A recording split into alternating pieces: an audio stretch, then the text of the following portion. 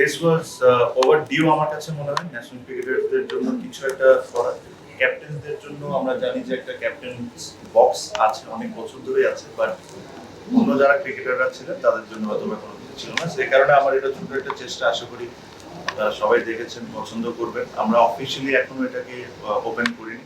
কিছু কিছু কাজ আমাদের এখনো বাকি আছে। আমাদের যে বড় বড় স্মৃতি যেগুলো 97 বলতে পারেন, বা আমাদের যখন ওমেন্স এশিয়া কাপ জিতেছেন ওনারা বলতে পারেন, তো কিছু নতুন নতুন ফার্স্ট টেস্টমেন্ট বলতে পারেন। কিছু কিছু স্মৃতির আমরা এখানে একটা পেজ রাখতে চাই, একটা হিস্ট্রি রাখতে চাই। তো ওই জিনিসগুলো যখন রেডি হয়ে যাবে আমি আশা করি এটা সুন্দর করে ক্রিকেটারদের সাথে এই জিনিসটাকে ওপেন করা হবে। তো আজকে ইটস অলমোস্ট রেডি, অলমোস্ট মানে কি 95% রেডি, জাস্ট ছবিগুলো লেগে যাবে, এটা আমরা অফিসিয়ালি ওপেন করে দেবো। আপনারা যারাই আসছেন সাংবাদিক ভাইরা, আশা করি আপনাদের জিনিসটা পছন্দ হয়েছে। Thank you.